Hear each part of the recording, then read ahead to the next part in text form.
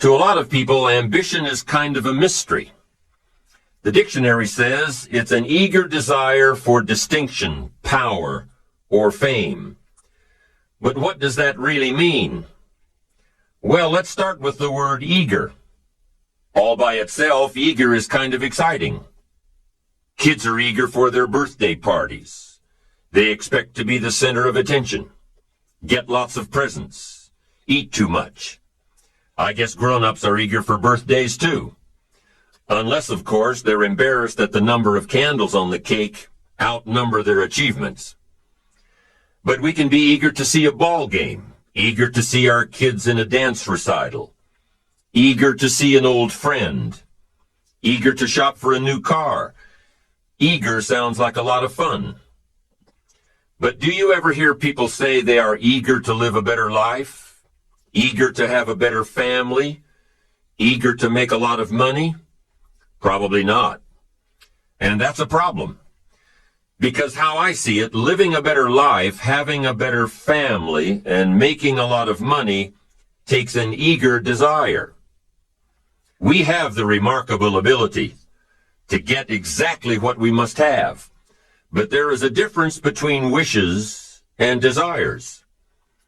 We've all heard people say, "Oh, I wish I could just drop 5 pounds. I want to be a little lighter." And we've probably said it ourselves, especially after a big holiday dinner of turkey and homemade pie and every other thing we can possibly stuff ourselves with in one 8-hour period of time. And even though we may wish we could breathe a little easier in our clothing, we have to have the desire to exercise a little more and eat a little less. The "I wish I could lose weight" has to become, "I have the eager desire to lose weight." I'm also sure you've heard people talk about wishing they had more money to pay the bills, or take a vacation, or just to take a little pressure off of life.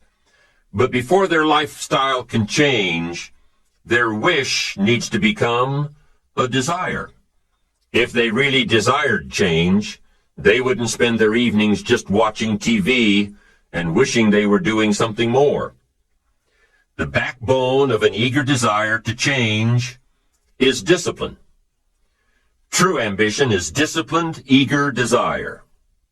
It's that little part within us that says, if I want to be ready for that meeting tomorrow, I need to finish preparing for it today. If I want to make sure I can pay for my kids' college education, I need to start saving today. If I want a better life tomorrow, I need to start working on it today. Ambition is a minute-by-minute, day-by-day mentality.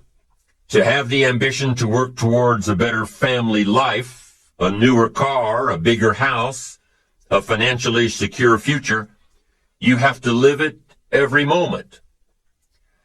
If living a successful life was easy, I'm sure more people would be successful. If just being ambitious was enough, I'm sure all of the broke and perplexed people in the world wouldn't be broke and perplexed. While most people spend most of their lives struggling to earn a living, a much smaller number seem to have everything going their way. Instead of just earning a living, the smaller group is busily working at building and enjoying a fortune. Everything just seems to work out for them. And here sits the much larger group, wondering in awe on how life can be so unfair, complicated, and unjust. So what's the major difference between the little group with so much and the larger group with so little?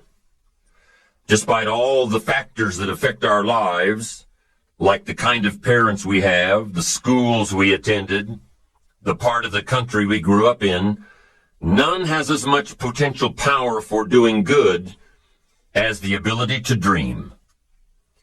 Dreams are a projection of the kind of life we want to lead. Dreams can drive you. Dreams can make you skip over obstacles.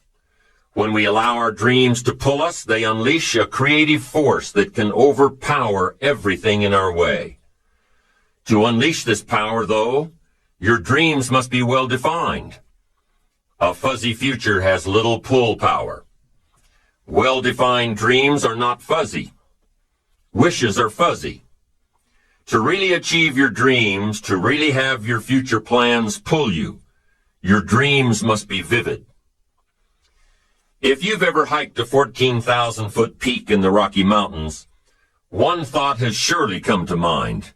How did the settlers of this country do it? How did they get from the East Coast to the West Coast? By foot. Carrying one day's supply of food and water is hard enough. Can you imagine hauling all of your worldly goods with you? Mile after mile, day after day, month after month? These people had dreams, big ones. They had ambition. They didn't focus on the hardship of getting up the mountain. In their minds, they were already on the other side. Their bodies just hadn't gotten them there yet. Despite all of their pains and struggles, births and deaths along the way, those who made it to the other side had a single vision: to reach the land of continuous sunshine and extraordinary wealth. To start over where anything was possible, where everything was possible. Their dreams were stronger than the obstacles in their way. You've got to be a dreamer. You've got to see the future finished in advance. You've got to see California while you're climbing 14,000-foot peaks. You've got to see the finish line while you're running the race. You've got to hear the cheers when you're in the middle of a monster project. And you've got to be willing to put yourself through the paces of doing the uncomfortable until it becomes comfortable. Because that's how you realize your dreams. Our great country was founded with dreams. They've always been important. Dreams are what caused thousands of people to leave their homes and families and start over in a land where anything was possible. To this day, dreams continue to bring people to our land of opportunity, to a country where you can start with little and end up with a lot, to America. Don't you sometimes wonder why so many immigrants who come to America can build a new life and a fortune while many of the people who were born here are barely surviving?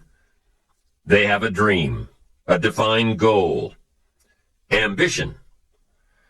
Aside from the pioneers that crossed the prairies and the mountains to reach their vision of hope and future promises, there are other amazing examples of how ambition has shaped America.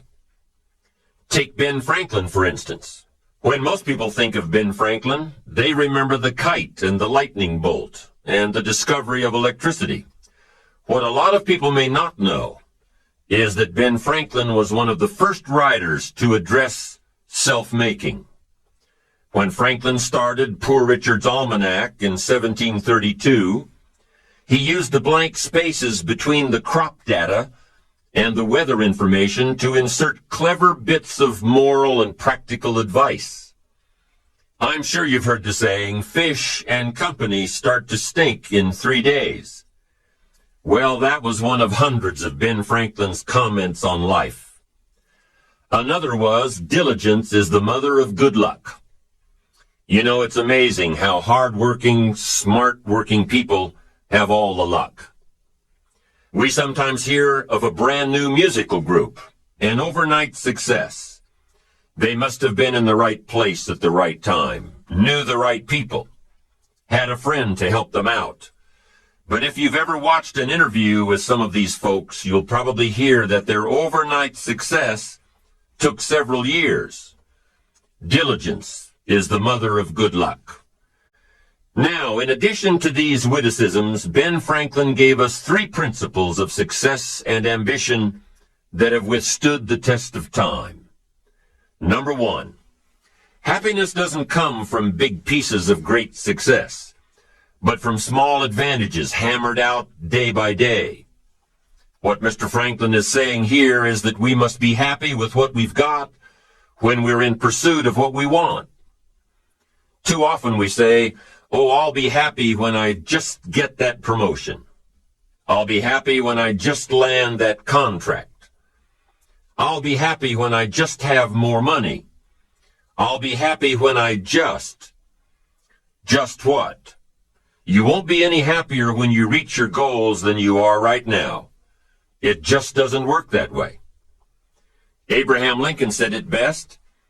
He said, "You'll be as happy as you make up your mind to be." Right now, whether you're on your way, whether you've already gotten there, you'll be as happy as you make up your mind to be now. Right now. Being happy on the way doesn't mean you can't aim for great things. After all, look at everything Franklin accomplished in his lifetime. It means that big achievements come one small advantage at a time. It means that you've got to enjoy the journey.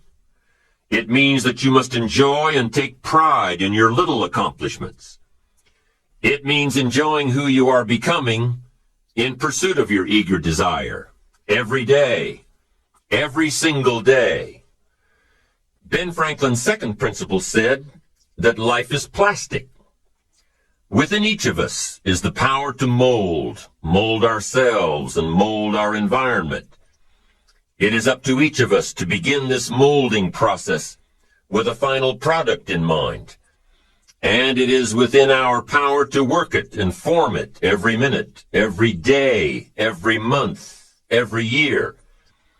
By using your mind and your abilities and your attitude to work a little each day on molding your life, you'll soon see how magnificent your power is to gain those small advantages each day. The little steps it takes to build up to success. Principle number 3. Success is a pleasure. Success is a pleasure. If what you are doing today isn't satisfying, gratifying, guess what? You're really not successful. If you are not fulfilled with what you are doing today, you cannot possibly be successful. It doesn't matter how many worldly possessions you may have, how many cars, how many toys, how much money. If you're not happy with your life as it is, you cannot be successful. Now, I know that success is a relative term. It means different things to different people. To a school kid, success may mean a star on top of his latest test. To a homemaker, it probably means that she has a well-run household and a wonderful family. To an outside professional, it's most likely the thrill of closing a major contract, or the pride in accepting a performance bonus, or being named the top producing salesperson. But the one thing you will hear from everyone who is successful is that they are happy with who they are and what they are doing. They are happy, content, satisfied. Success is a pleasure. What have you done today that makes this day successful? Think about it and write it down. If at the end of the day you can jot down the things that have made it a good day, you will soon see patterns forming. This really is a good habit to get into. When you can see a pattern of pleasure, you'll know you're on the road to success. So take note of Mr. Franklin's 3 principles of success and ambition. Number 1, big achievements come one small advantage at a time. One step at a time, one day at a time. Number 2, you have the power to mold your life, to make it whatever you want, to shape it and reshape it. And number 3, success is measured through pleasure. This is the key one. Success is measured through pleasure. You've got to be happy along the way. You've got to learn to give yourself a pat on the back. Good job, you need to tell yourself. I'm proud of me today. You've got to be happy. You've got to learn to enjoy the process. These are really common sense ideas. They're practical. And William James agreed. He's another American great, one of the most notable philosophers and psychologists in our history. And he founded a philosophy called pragmatism. To be pragmatic is to be practical. To test the validity of a concept by its practical results. To actually question something and rate its usefulness by what it can do for you. to hear a method of doing something and figuring out if it's even worth your while. One of the issues Mr. James dealt with in his lifetime was, what does it mean to be a success, a significant person? After years of pondering this question, William James described success as a combination of two things. Number one, an inner ideal which is followed persistently with courage. And number two, outer achievement related to that ideal. Let's go back to number one, an inner ideal which is followed persistently with courage. I take that to mean defining a goal and having the resolve to complete it. No matter what, I'll do it or die. Promise yourself you'll read the books until your skills change. Go to the seminars until you get a handle on it. Do it until it makes sense. Practice it until you've got it right. Don't give up until you get where you want to be, however long that is. Step by step, piece by piece, book by book, seminar by seminar, do it until. Go for it. Until is a very important word. It's magic. It means that you'll never give up. Don't miss the chance to grow, to pay the price. Until you learn, change, grow. You'll discover some of life's great treasures when you pay that price. William James' second part to success dealt with the outer achievement related to that ideal. You need both aspects to really be a success. But what Dr. James realized about his philosophy of success was that the first part is indeed more important than the second. Going for it. As long as you're working toward your inner goal, your dream, then success is possible. But once you give up your inner vision, then you can never become successful. You never will become successful. Until doesn't even matter.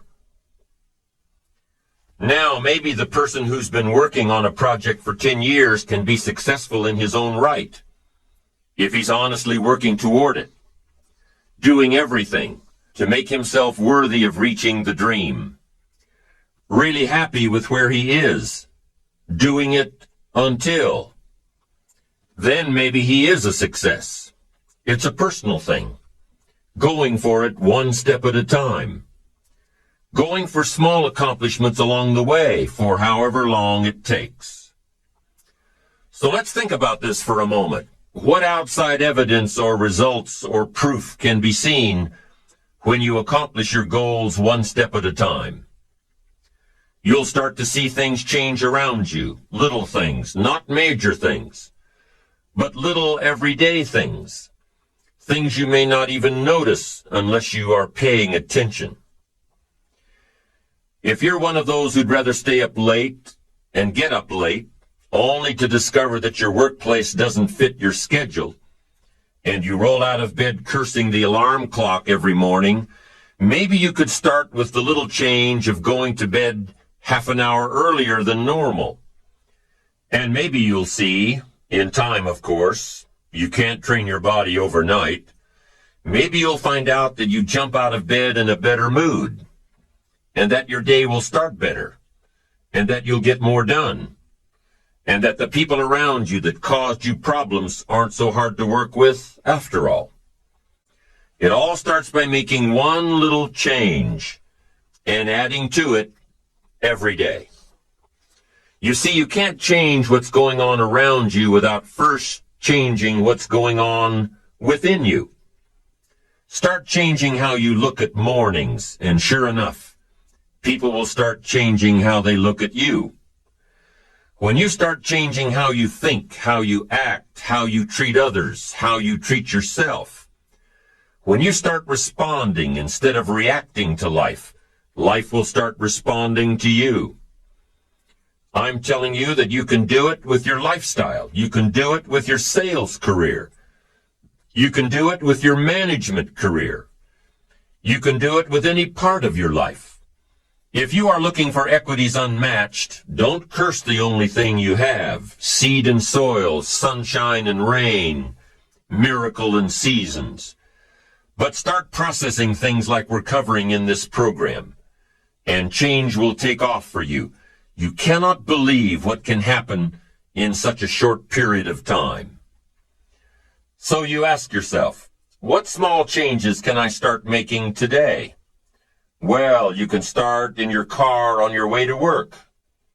If you're sitting on the highway, stop and go traffic, moving at about 15 miles per hour tops, look at the guy or the lady sitting next to you and give them a smile, or thumbs up, or even wave.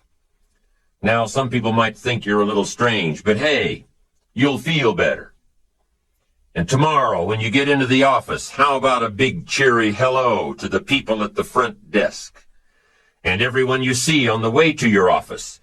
And when you get home tonight, how about giving your wife or husband and kids big hugs instead of collapsing on the sofa? When you start with the little things that make others happy, improve their day, you'll find that these little things add up to big ones. So what happens when you start taking charge of your own personal happiness, your own life? Do you think that these little things will somehow make a difference in meeting your goals? You bet they will. You can't do it alone. You can't be successful by yourself. It's hard to find a rich hermit, you know. The ambitious person realizes that each of us needs all of us.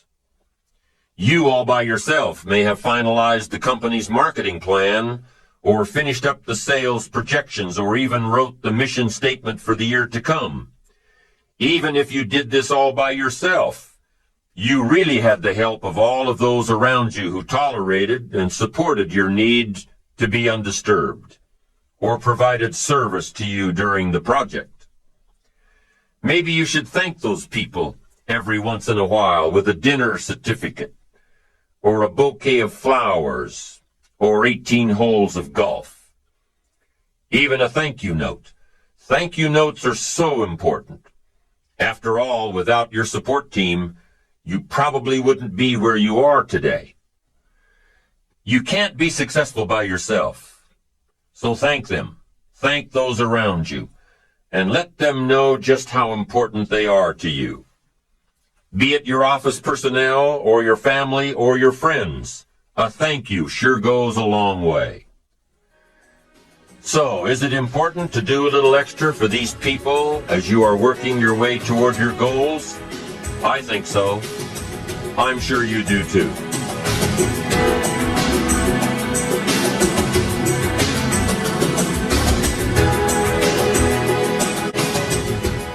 Once you've decided that you're going to set sail, go for it, and let loose on your new charted course. You don't have to worry about the winds that will most certainly blow around you, the obstacles, the negativity that will stand in your way. You don't have to worry about what other people will say. You just have to keep your mind on your course. Those winds may blow fast and furious, but if you know your path, if you know where you are going, they will help push you toward the dreams and goals and treasures that you have already decided you're going after. Your goals will push you forward, ahead of the stormy weather. There are some amazing people around that we can learn from today, people who have already braved the storms and come out on top, people who are still alive today, people who started with nothing and ended up with something great. Famous people, not so famous people. Maybe even people you know, but don't know their stories.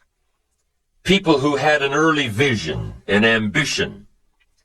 People who turned their focused dreams into the reality of success. One of my friends tells this story about her dad. She thinks he's cheap. She gives him a hard time every time they go to one of those all-you-can-eat places, because he eats all he can eat, until he can't move, until he needs to take something for indigestion. But she knows where he came from, his history. and understands just why he is the way he is. He eats all he can eat because he was raised in an orphanage, a place where you had to grab all you could or you'd be hungry. But the real story behind her father is that he made himself a millionaire with nothing more than a dream. He watched his own father drown when he was 4, was taken away from his mother a few years later and put into an orphanage because he was so bad. Raised by other people, strangers. After growing up in foster homes, he decided to go out on his own. He barely finished high school, but he found a job as a vacuum cleaner salesman. He did well, really well. But the woman he loved didn't want to marry a vacuum cleaner salesman, and he really didn't want to be one. So he went to college, went on to medical school, prospered, really prospered, led a tremendously successful life as a radiologist, and is now retired, goes fishing, rides his Harley. Stories of success are all around us, everywhere.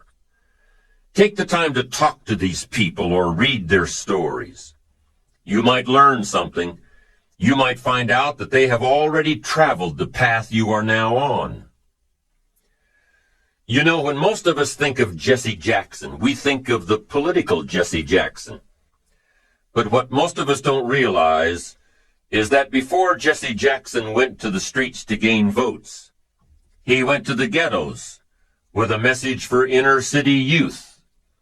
During his rallies, he would have the street kids repeat after him, "I am somebody." Jesse Jackson's message to these kids was that ambition is a moral imperative. To be a good person, you have to have ambition. You have to try to do something good with your life. You have to try to get out of where you are today or make where you are a better place tomorrow. You have to, or anything else is a waste. Mr. Jackson knew that his contribution to life began with America's youth, where he could make a difference before bad attitudes and bad habits took over for good. He went to make a difference with the disadvantaged youth of America. What an admirable mission. I'm sure you know that the same principles he teaches apply to you. When you get up tomorrow morning and are standing in front of the mirror getting ready for the day, remind yourself that you are somebody, that you are important, and that you can make the changes that will move you closer to your ideal future. Listening to the words of people like Jesse Jackson are of total importance because motivation, lasting motivation, is backed with education. Many of these people have written books on their journeys. These books tell the stories and give the secrets that we can all learn from. Let's say you decided to take a trip, just a short one, maybe for a weekend. Let's say you want to go away to a place you've never been before. Wouldn't you want to find someone who had been there? Ask them a few questions. What's the best way to get there? The safest route? The quickest route? What do I need to bring to be totally prepared? What fun things should I look for on the way? What dangers do I need to avoid? By talking with someone who has already been there, it'll make your trip that much more enjoyable. It's the same thing with life. By listening to those who are farther along in the journey you are interested in taking, and learning from their successes and failures, you just might pick up something that will make your journey that much better. Listening to the stories of others can be motivating, captivating. They can provide that extra push you've been looking for. They can demonstrate what the power of ambition is truly all about. They've been there. Their knowledge is valuable. And when you use that knowledge and motivation to take action, you'll gain momentum. Eventually, you will find that the key to motivation, true motivation, is right there inside you. You won't have to look elsewhere to get pumped up, turned on, charged up. With the right knowledge behind you, you will learn how to motivate yourself. With the right knowledge, you will find yourself becoming inspired on your own, by your own learning, by your own discovering. You won't have to hope that somebody comes along to turn you on in the morning. They might not show up. You'll find that your journey of pursuit is the best alarm clock in the world. So let's go on to determine the 6 steps for building your ambition. We'll begin on side 2. Making your dreams come true requires hard work, persistence, and a positive attitude. One of the most important ingredients for success is enthusiasm. Enthusiasm is a powerful force that can motivate and inspire you, helping you overcome obstacles and keep moving towards your goals. To make your dreams come true with enthusiasm, start by identifying the things that excite and inspire you. This could be a specific project, a new hobby, or a career change. When you are passionate about something, you are more likely to pursue it with energy and commitment. Additionally, cultivate a positive outlook and focus on the possibilities rather than the obstacles. Surround yourself with people who support and encourage you, and seek out opportunities to learn and grow. Another key element to making your dreams come true with enthusiasm is to take action. Enthusiasm is not just about feeling good, it's about taking meaningful steps towards your goals. This may require stepping outside of your comfort zone, taking risks, and persevering through challenges. Remember that success is not always immediate, and it takes time and effort to achieve your goals. But with enthusiasm, hard work, and a positive attitude, you can make your dreams come true.